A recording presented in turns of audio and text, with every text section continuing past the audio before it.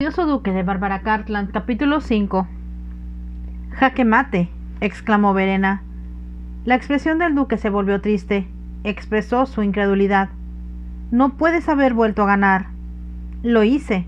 No protegiste a tu rey. Es algo que nunca debes hacer. Y decir que hasta ahora siempre pensé que era buen jugador.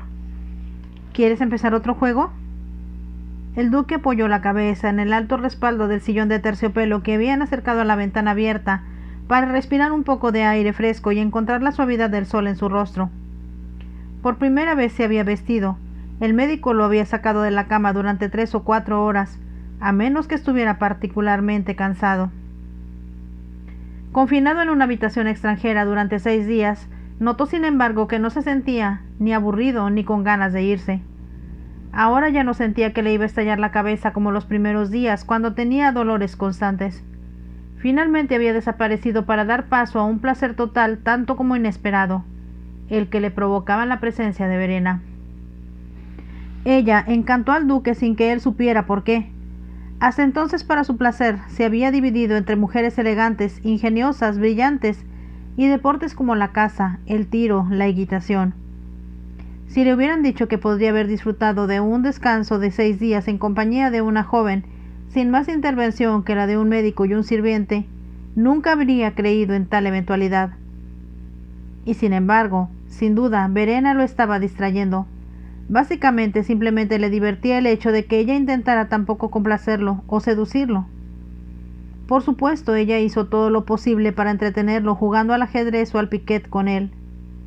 En el primer caso, ella siempre ganaba. En el segundo dominó el juego, pero de todos modos nada le pareció más molesto que la espontaneidad de Verena. Solo conocía mujeres que utilizaban sus encantos y provocaban con la mirada, los labios o los movimientos de su cuerpo. Estas mujeres vieron en él solo a un hombre para seducir. No desdeñaron ninguna treta, ningún artificio para provocar su deseo. Verena, por otro lado, lo miró tan directamente, con tanta franqueza, que él no detectó ningún deseo de ella ser cortejada. A veces incluso llegaba a sentir una vaga ansiedad ante la idea de que ella lo encontrara poco atractivo. Entró en la habitación como un rayo de sol, y siempre parecía traer noticias interesantes. A menudo ella, en verdad, no contaba nada realmente emocionante. Podría ser la historia de un zorro que mató a 6 gallinas viejas, el nacimiento de un ternero de 2 cabezas en la granja del señor Wilkes, o la escapada del toro de Lord Upminster, que había sido encontrado ofreciendo sus servicios a un rebaño de vacas muy ordinarias, cuyo dueño nunca había podido pagar el costo de un solo semental campeón. Y sin embargo, estos sencillos cuentos locales hicieron reír enormemente al duque, simplemente por la forma en que Verena los condujo. Pero antes de hacerlo reír, supo aliviado de sus insoportables dolores de cabeza. Antes nunca hubiera imaginado que las manos de una mujer apoyadas en su frente podrían liberarlo tan rápidamente de un dolor insoportable y sumergirlo casi instantáneamente en un sueño reparador. Si había dudado de los poderes de Verena cuando masajeó a Salamanca, ahora sabía que no tendría más que plena confianza en su capacidad para disipar el dolor muy rápidamente. Al sentir que el duque estaba cansado, Verena guardó el tablero de ajedrez. No tienes que trabajar demasiado. El doctor Graves no estaría contento y me regañaría. ¿Quieres que te lea? ¿Qué libros tienes? ¿Amor a primera vista? ¿O El heredero perdido? Ella se rió. ¿Cómo sabes estos títulos? ¿Me insultas? Y para tu dolor te leeré La reivindicación de los derechos de la mujer, de Mary Wollstonecraft. Oh, caballero, ahórrate eso. No me digas que eres una de esas mujeres que nos molestan con sus interminables reclamos. Pero estoy convencida de que somos dominadas y abusadas por los hombres. ¡Qué espectáculo tan dramático! Sentado en el banco que bordeaba la ventana, muy cerca del duque, ella le preguntó: ¿Consideras justo que un hombre pueda controlar la fortuna de una mujer y su patrimonio cuando le conviene? ¿Cuando la convierte en su esposa? ¿Por qué debería ser de otra manera? Ella no podría hacerlo de todos modos. Es vergonzoso pensar así. Yo por mi parte he estado ayudando al abuelo a administrar su patrimonio durante los últimos 3 años, y como estaba muy enfermo, Me hice cargo por completo. Puede ser, pero no olvidemos que esta administración fue puesta en marcha por el general. Imagina lo que haría una mujer al azar con un campo si tuviera que regularlo sin la ayuda de un hombre competente. Luciendo enojada, Verena respondió: «Es indignante. No a todas las mujeres les importan solo sus baños y sus bebés». ¿Puede un hombre desear tener otras cosas en mente? El brillo travieso en los ojos del duque no se le había escapado a Verena. «Eres provocador y te calientas.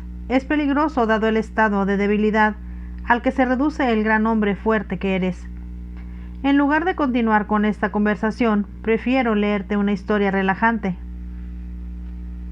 Me tomo la libertad de enfatizar, señorita Winscombe, que mi humillante estado de debilidad se debe enteramente a la peligrosa empresa en la que me ha empujado. Si me hubiera ocupado de mis propios asuntos en lugar de aventurarme en una casa encantada para proteger a una mujer débil, mi cráneo estaría mucho menos dolorido. Si me llamas una mujer débil, conseguiré un mosquete. El duque parecía horrorizado. ¿Serías capaz de dispararle a un hombre desarmado y herido? ¿Dónde aprendiste tal conducta? Vio crecer sus hoyuelos. Me rindo, dijo ella. Siempre tienes la última palabra. Entonces, ¿qué elegimos? Comentarios sobre las guerras galias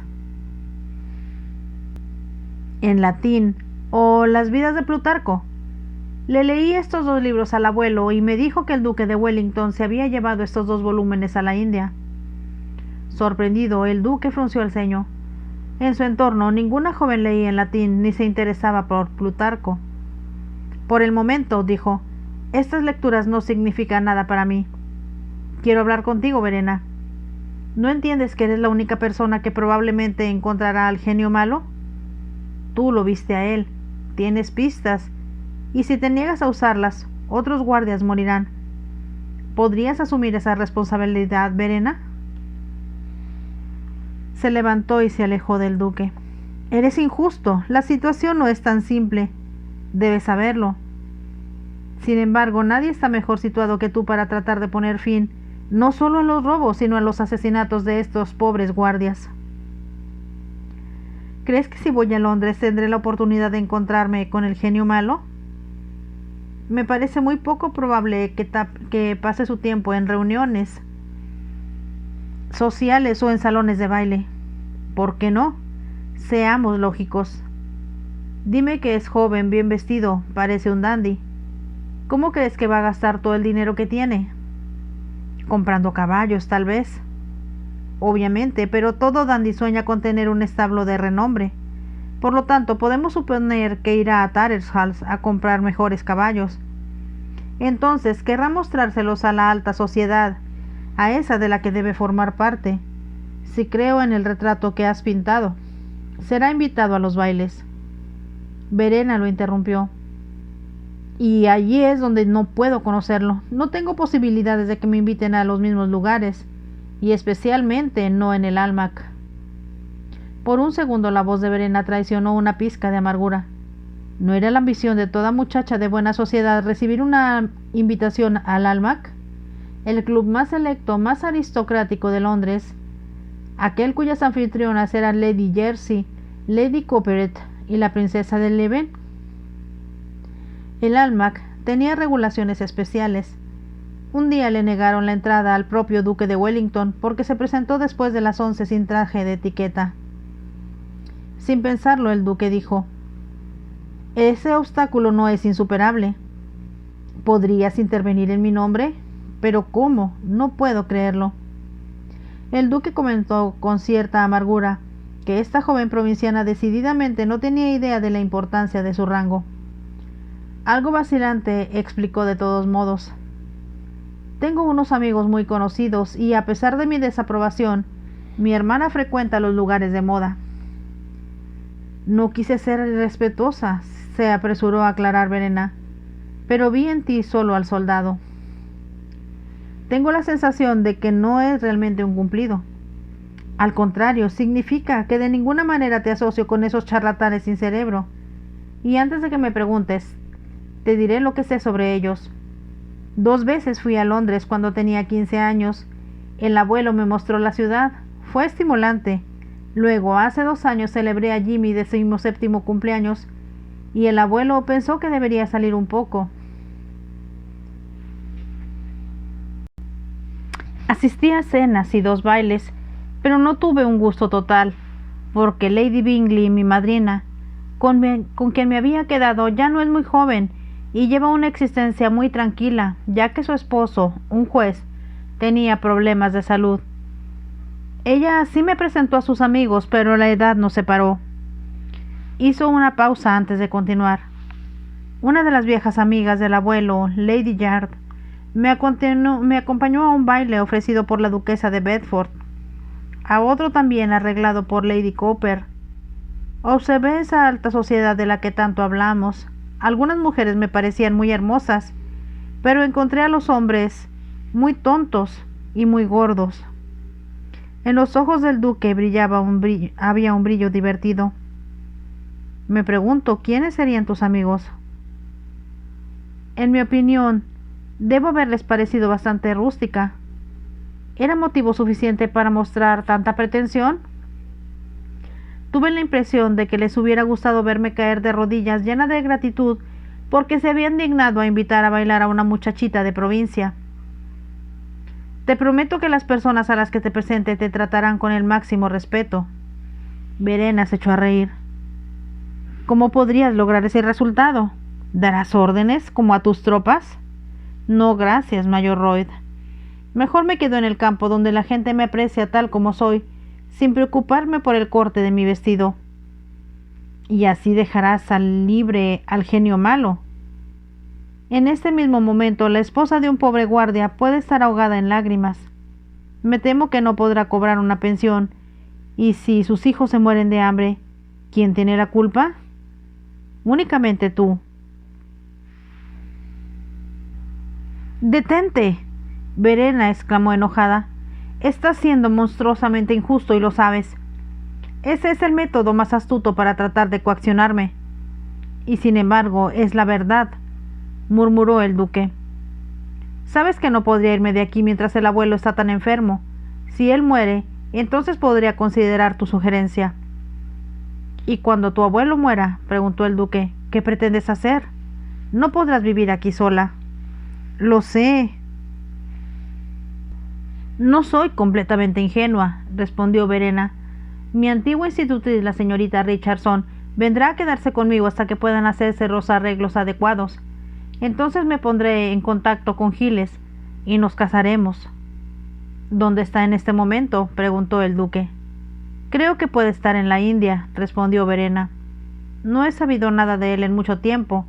Por supuesto, si está en el extranjero, las cartas tardarán meses por mar. De todos modos, cuando nos encontremos, le diré lo que sugieres y le pediré su aprobación. No me sorprendería si pensara que toda la idea es tan ridícula como yo la considero.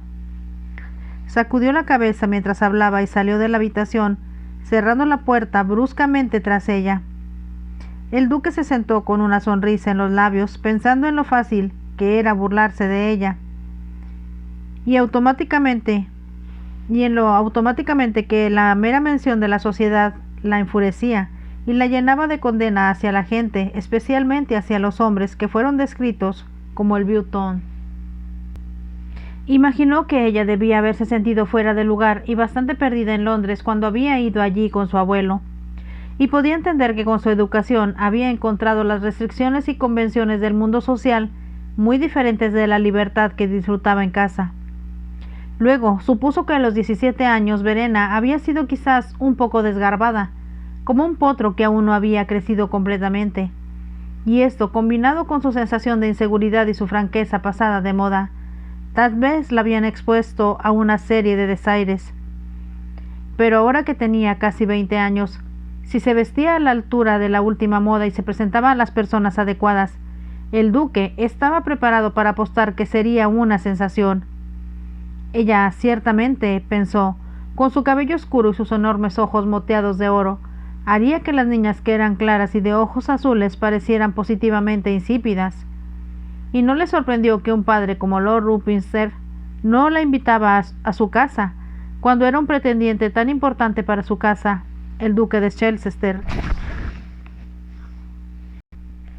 El duque se había enterado de que el señor Carter había enviado sus cartas de disculpa, ya que Verena, que regresaba de Copple Hall, estaba llena de la furia de Lord Upminster al enterarse de que el duque, después de todo el alboroto, no tenía la intención de honrarlos con su presencia. Los preparativos para recibir a su gracia habían sido un desperdicio de dinero. Se había enfurecido una y otra vez. «Es tu culpa, Ashleigh, por haber animado al hombre en primer lugar. No habría sugerido tal visita si usted no le hubiera hecho esperar que sus discursos fueran recibidos favorablemente». «Ciertamente no animé al duque, papá», había vacilado Ashleigh. «De hecho, su gracia apenas me habló». «Es tu culpa, enteramente tu culpa», espetó Lord Upminster. «Deduciré lo que se ha gastado de tu asignación de vestimenta». Verena describió la escena gráficamente y luego agregó: Lady Upminster trató de consolar a Ashleigh con la información de que había extraído no menos de 10,000 libras del dinero de limpieza, así que nadie sufrirá porque el odioso duque ha cancelado su visita, y Ashleigh y Clive ahora están convencidos de que pueden planear su boda para la primavera. «Te dije que era un mal viento», dijo el duque con los ojos brillantes. «Me pregunto por qué el odioso duque cambió de opinión. Tal vez fue inevitablemente detenido». «Estoy segura de que fue uno incomparable», dijo Verena. «Bueno, le deseo alegría a él, y solo espero que ella lo haga realmente miserable. Eso le daría una lección». «Eres un pequeño mono vengativo», exclamó el duque. «¿Siempre te sientes tan vehemente por aquellos que no te gustan?» «Puedo ver que quieres que sea una señorita de pan y mantequilla», dijo Verena acusando, «sin un pensamiento en mi cabeza y sin ninguna convicción propia. Bueno, mayor, usted estará decepcionado. Tengo opiniones positivas sobre la mayoría de los temas, especialmente sobre los hombres». «¿Cuál es tu opinión de mí?», preguntó el duque. Podía ver sus ojos marrones escudriñando su rostro como si buscara algo debajo de la superficie. «¿Debo decirte tu fortuna?» «¿Una bruja también aparte de sanadora?», preguntó el duque. «¿No hay fin para tus talentos?» «Soy clarividente, porque la madre de mi madre era la séptima hija de un séptimo hijo. Eso le da a una poderes especiales, ya sabes». «He oído hablar de esa creencia», comentó el duque. «¿Quién era tu madre antes de casarse con tu padre?» «Mi madre era la hija de Lord Merwin. Su familia no consideraba a mi papá como un pretendiente adecuado, así que mamá salió por la ventana de su habitación y se escapó con él». «Muy romántico para ellos», dijo secamente el duque. «Me imagino que no conoces a tus parientes Merwin». «No tengo ningún deseo de conocerlos», exclamó Verena positivamente. «¿Cómo se atreven a menospreciar a mi papá? Era tan guapo, tan valiente y un soldado brillante». «Las viejas peleas tienen la costumbre de castigar a aquellos que no tuvieron parte en ellas», dijo el duque reflexivamente. Pensó que la familia Merwin podría haber introducido a Verena en el mundo social con mucho más éxito que un general anciano, por muy distinguido que hubiera sido en el campo de batalla.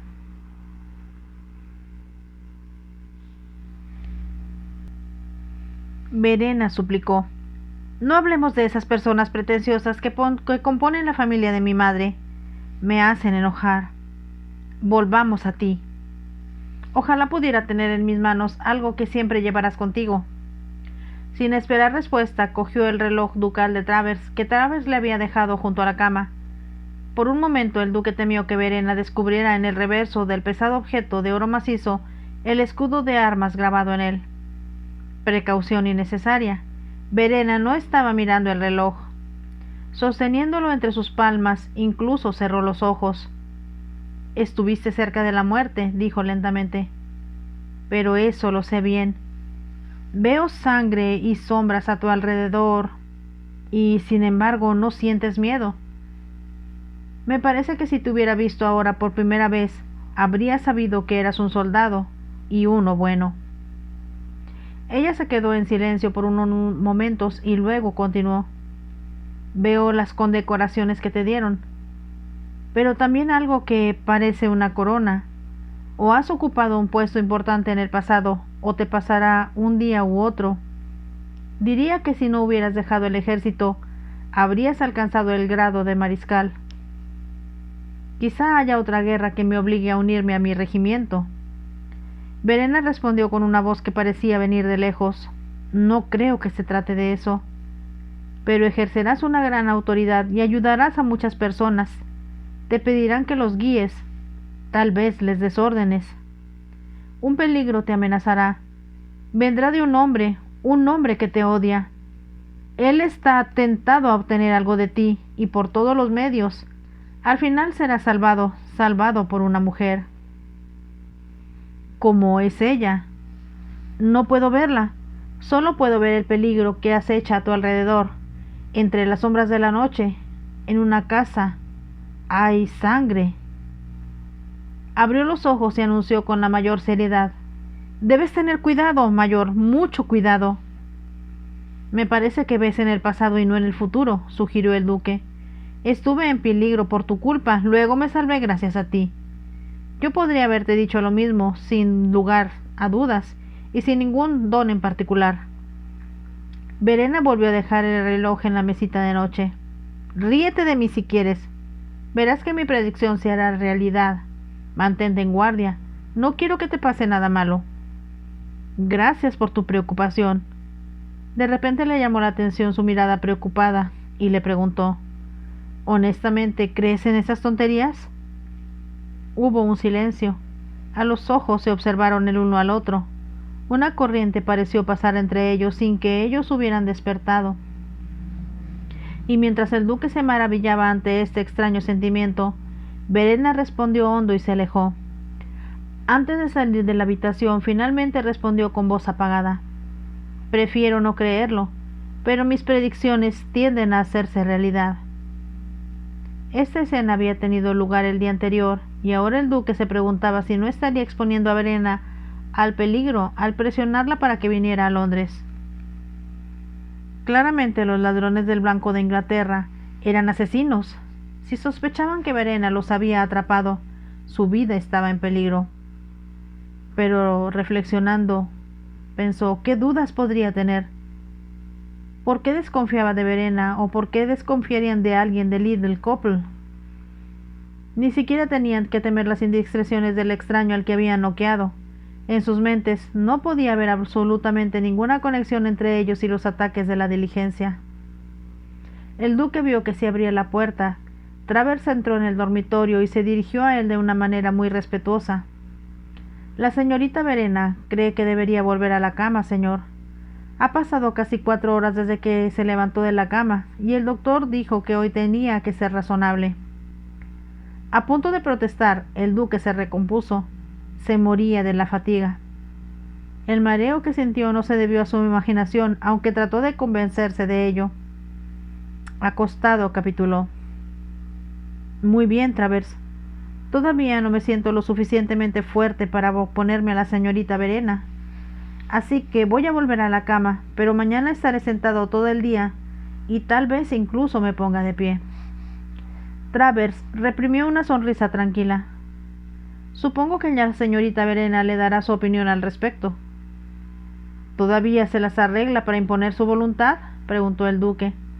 No he conocido a menudo a una joven tan encantadora como la señorita Verena, respondió Travers, pero tiene cierto parecido con su abuelo. Él y la señorita Verena son de la misma raza, con esta única diferencia: la señorita no da órdenes, usa la persuasión y es difícil de resistir. El duque parecía cabizbajo. Realmente siento que en lo que a mí respecta, ella me está dando órdenes. Porque está herido, señor, y todavía está débil. Independientemente de su edad, a las mujeres les encanta tener a un hombre dependiendo de ellas. Si está enfermo, se comportan como un tirano. La señorita Verena no es la excepción a la regla. Ya me di cuenta. Dime, Travers, ¿quién es el caballero al que la señorita Verena considera como su prometido? El capitán Giles de Winchcombe Smythe, señor. Ah, así que ese es su nombre. No había pensado en preguntar. Existe una relación entre el capitán y la señorita Verena, explicó Travers. Se llama a sí mismo primo de la señorita, pero creo que solo tiene una relación muy vaga con la familia. Su madre era prima del general. Su nombre era Winchcombe, pero se casó con un tal Smythe. Más tarde, ella agregó su nombre al de él. Por lo que pude escuchar, la familia desaprobaba el matrimonio. Mientras el general aprueba el compromiso con su nieta. No, señor, y si me permite una corrección, señor, no se puede hablar de un compromiso, solo hay un acuerdo, como dirían algunos, entre el capitán y la señorita Verena, y el maestro no lo sabe. ¿Por qué entonces? El duque acababa de regresar a la gran cama con evidente alivio, pensando que nada más en el mundo era tan suave como las almohadas de plumas que Travers estaba colocando debajo de su cabeza. El sirviente miró hacia la puerta. Tal vez no debería hablar tanto con usted, señor, pero usted es un soldado y no tengo nadie en quien confiar. Reconozco que esta situación me molesta terriblemente. Queriéndose ver más, el duque animó al criado. Explícate, Travers. Bueno, señor, hasta donde yo sé, el capitán Giles siempre ha venido aquí para extorsionar al general. Comenzó hace años cuando regresamos de la India. ¿Qué edad tiene el capitán? Tenía entendido que se trataba de un hombre muy joven. Ah, no, señor. El capitán tiene más de 38. ¿38 años?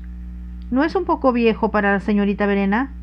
Demasiado, de muchas maneras. La expresión de Travers se ensombreció, pero el duque lo instó a continuar con sus confidencias. Continúe, por favor. Siempre es lo mismo, señor. Dinero, dinero. El capitán tenía deudas. Sus acreedores se impacientaron. Escándalo amenazado. Debería haber dejado su regimiento, por lo demás, un regimiento muy pobre. ¿Cuál? Con todo el desprecio de un granadero por las armas que consideraba rangos inferiores, Travers respondió: el 1º de infantería, señor. El duque reprimió una sonrisa. Continúa, Travers.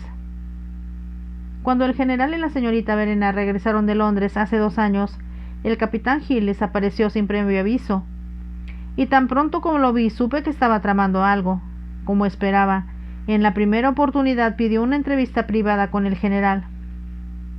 Si me hubiera consultado le habría dicho que realmente no era el momento. El maestro padecía un ataque de gota debido, como señalé en su momento, a las botas, muy elegantes pero demasiado ajustadas, que el general no había querido quitarse mientras estaba en la capital. A la espera de la continuación, el duque comentó divertido: debes en efecto saber elegir tus botas. Así que el general tenía una tendencia a mostrar su mal genio, y el capitán Giles no ayudó en nada. Al pasar por la oficina los escuché alzar la voz. Por supuesto, señor, casualmente escuché algunos de los fragmentos de su conversación. Hablaban tan alto. No lo dudo, dijo el duque. Le doy 2000 libras y ni un centavo más, exclamó el general. Su voz retumbó como un trueno. Debimos haberlo escuchado en el otro extremo del pueblo. Y si te veo aquí de nuevo, te echaré a patadas. Me estás desangrando durante demasiado tiempo y no voy a malgastar la herencia de Verena para cubrir tus deudas. Travers hizo una pausa antes de continuar. El capitán dijo algo que no pudo entender, y luego el general gritó: ¿estás mintiendo en mi testamento?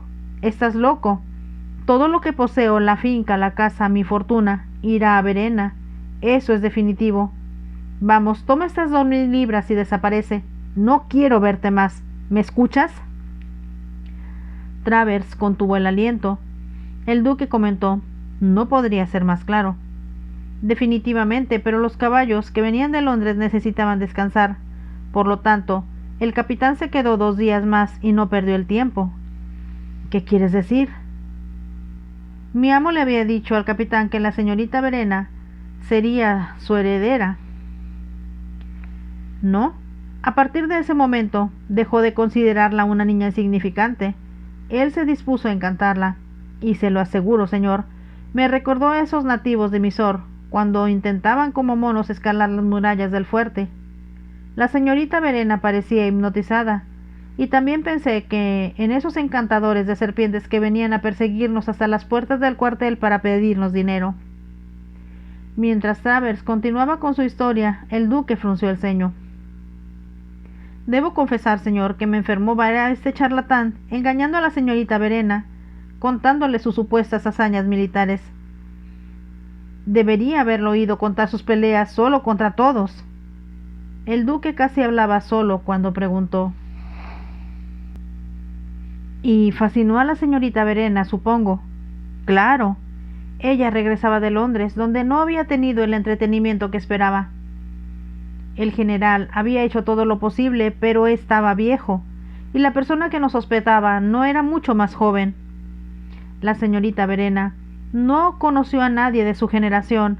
Además, y aunque no sé mucho del tema, me parece que los vestidos elegidos por su institutriz carecían de elegancia. Travers negó con la cabeza. Ahora el gusto de la señorita Verena se ha formado y sabe vestirse, mientras que en ese entonces era solo una niña. Así que volvió desilusionada. No creo que tuviera mucho éxito en las fiestas de Londres. Probablemente tengas razón, Travers. Y así, señor, apenas habíamos regresado cuando llegó el capitán Giles y se asignó un papel ventajoso. Créame, todo sucedió ante mis ojos. Ah, qué cumplidos le hizo. Y esa forma de desearle las buenas noches besándole la mano, adelantárlele su silla, abrirle la puerta para ayudarla a ponerse el abrigo. Nunca antes se había comportado así, pero entonces la señorita Verena estaba descubriendo la galantería. Travers bajó la voz. «Te ves preciosa, Verena», la oí decir. Cuando pase mis noches al raso en una llanura azotada por el viento, o en el calor de una noche india, pensaré en tus ojos y olvidaré la incomodidad de mi situación. Con desdén, el sirviente dijo: «Obviamente es el tipo de charlatanería que deleita a las jóvenes, especialmente si las escuchan por primera vez». El duque esbozó una sonrisa. «Sin duda, Travers». Y Travers continuó: «Cuando el capitán se fue, señor, sabía qué esperar. La mañana de su partida me llevó aparte para decirme: Travers, cuando muere el general, procura unirte a mí inmediatamente. Envía el mensaje a mi club.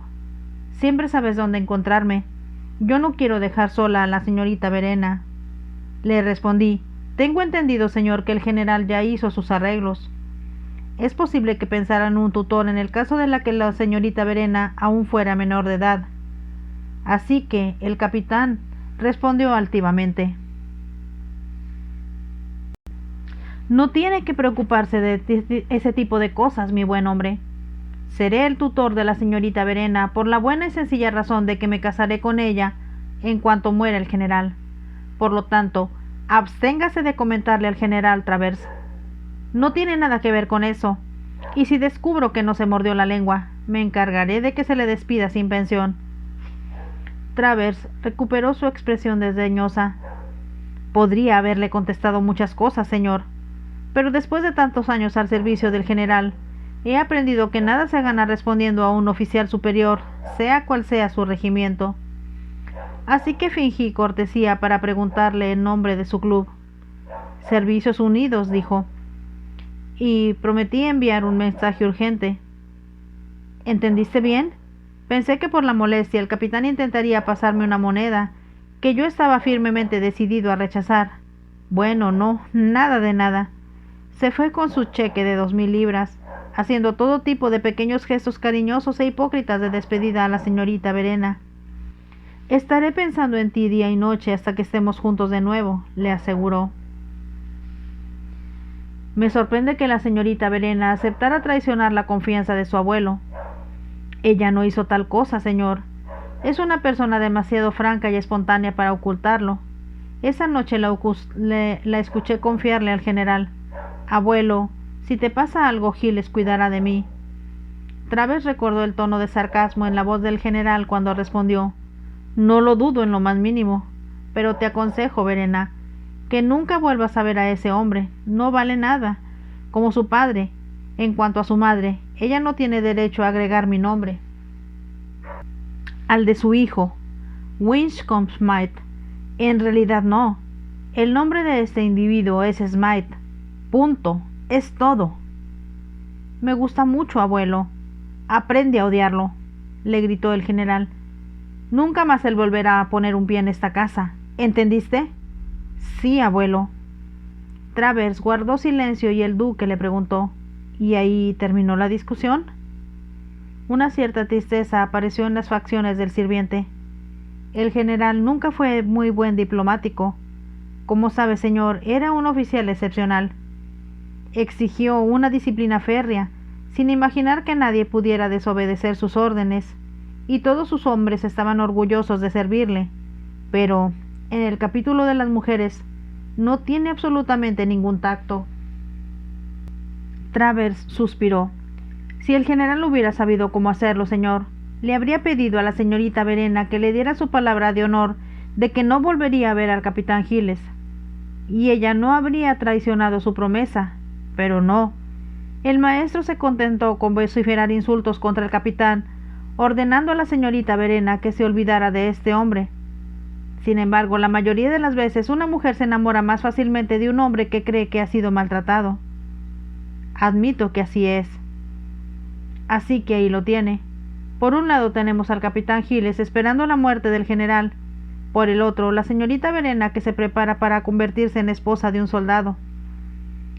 El duque pudo comprobar la veracidad de las declaraciones de Travers cuando, por la tarde, Verena le pidió ayuda mientras le servía el té. «Quiero poder afrontar la próxima guerra si es necesario», anunció ella. «Travers me enseñó a armar un arma, a cocinar sobre una fogata con el tipo de utensilios que se usan en estos casos, pero seguro que hay muchas otras cosas que aprender». «¿Qué me sugieres?» «Te sugiero que te quedes en casa», adoptó un tono despectivo.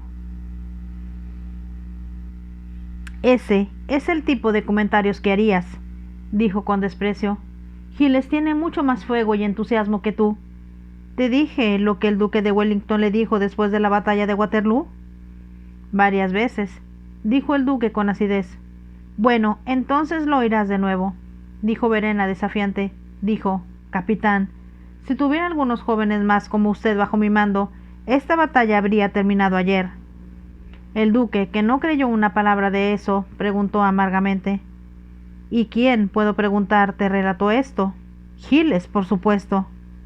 Luego hizo una pausa. «Sé lo que estás pensando», dijo ella. «¿Tú crees que Giles faltó a la modestia al informarme de las palabras del duque de Wellington? En lo personal, más bien creo que quien recibe tal tributo solo puede querer compartirlo en cierto modo con la persona a la que le tiene cariño». «¿Y sabes lo que añadió Giles? Preferiría haber recibido ese tipo de cumplido que 50 condecoraciones». «Supongo que has visto sus medallas». «No, Giles nunca vino aquí en uniforme». «Vaya, cómo me gustaría verlo con su uniforme. Debe ser magnífico». «No lo dudo», respondió el duque con frialdad. Soñadoramente Verena comentó: «Él no es tan alto como tú». Luego observó: «Creo que nunca te pregunté cuál era tu regimiento». «De la caballería de su majestad». «El regimiento que en Waterloo dirigía el mismísimo duque de Wellington», Verena exclamó. «Debería haber sabido cuando vi a Salamanca que no podías luchar sin tus caballos. No me equivoco, ¿verdad? Sin ellos probablemente me sentiría perdido». Verena se puso pensativa. «Si fuera rica», dijo, «compraría caballos, muchos caballos. Tendría un establo fantástico. Entonces pasaría amigos, esposo, hijos para poder dedicarme a ello. A los caballos no les importa lo que dices, lo que vistes o cómo te ves. Aman al ser que está en ti e instintivamente sienten tu amor. Si entendí bien, el hombre que te gusta debería parecerse a un caballo». Ella tuvo un alegre estallido de risa. «Tal vez me enamore de un centauro». A su vez hizo reír al duque.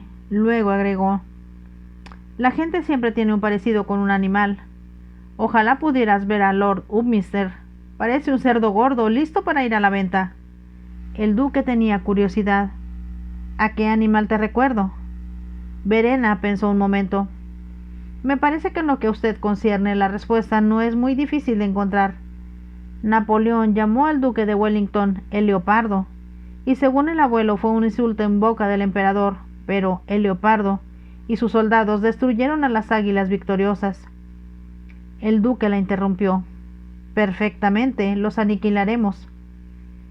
Recordó cómo se había reído con desprecio de Napoleón por este leopardo que calificó de horrible. Cuando los jardineros se cargaron en la hoja de una puerta, continuó Verena, pensé en un gladiador romano que acababa de perder una pelea en el Coliseo. Pero ahora sé que tú también eres un leopardo, como el duque de hierro, tenaz, invicto, triunfante. Te lo agradezco, pero te aseguro que esta comparación me agrada más que cualquier otra. ¿Y yo? ¿En qué te hago pensar? El duque respondió sin dudar. Me recuerdas a un mosquito extremadamente ruidoso y muy irritante. Vaya, eres horrible. Aquí solo tendrás un caldo insípido para la cena. De ahora en adelante voy a cancelar la deliciosa comida. Te pido sinceramente que me disculpes. Encuentro difícil no molestarte. Entonces dime de todos modos cómo me veo. No sé, a veces enseñas los dientes como un tigre joven. Otras veces eres tan encantadora como una ardillita que me hace compañía. Y cuando era niño, y venía a sentarse en mi hombro y agarraba las avellanas que le tendía. Verena, que había soñado con otra imagen, expresó su pesar. Hubiera preferido ser un pájaro cantor maravilloso. La semejanza me parece totalmente rara. Por otro lado, te diré que la primera vez que te vi te tomé por un elfo. Ya sabes, esas criaturitas que se esconden en los troncos de los viejos árboles, mirando a través del follaje y dejando círculos encantados sobre la hierba de los prados donde han estado bailando toda la noche. Haciendo una pausa, vio la mirada de incredulidad de Verena. Así que ya sabes lo que son los elfos, dijo en voz baja. Yo era un niño solitario, expresó el duque. Mi hermana era mucho mayor que yo. Mi imaginación divagaba mucho, hasta que la escuela me prohibió interesarme por ciertas cosas. Súbitamente atenta, ella preguntó, ¿cuáles? Vaya, los elfos en los bosques, los duendes que cavan túneles en las montañas y colinas, las ninfas y duendes que están en las cascadas y torrentes, los temibles dragones que se esconden entre los pinos. Mientras hablaba, el duque había pensado en Harry Sheraton. Se imaginó la sonrisa burlona de su amigo cuando la voz de Verena le hizo olvidar todo, menos los grandes ojos dorados de una joven maravillada. ¡Dragones!, exclamó encantada. «Así que tú también lo crees». Y pensé que nadie más podría entenderlo. Por supuesto, yo era el caballero de brillante armadura que podía matar dragones. ¿Y los elfos te ayudaban? Me llevaron a ellos. Yo estaba escondido en sus túneles. Me dejaron mensajes bajo los árboles centenarios y a orillas de un arroyo encantado. ¿Y los pájaros te avisaban cuando los dragones no estaban? Vaya, no sabía que un hombre podía conocer todos estos secretos, ni siquiera podría haber imaginado esto. Sin duda es porque eres consciente de todos esos misterios que me hiciste sentir como un duende. En un estallido de fervor exclamó, me hubiera gustado tanto ser realmente un elfo y traerte algo excepcional, infinitamente mágico. Hubo un silencio, entonces el duque susurró con voz apenas audible, quizás ya lo has hecho. Llegamos al fin del capítulo 5 de la novela El odioso duque de Bárbara Cartland. Espero que les parezca muy interesante. Si es así, déjenme un like y nos vemos en el siguiente capítulo. Bye.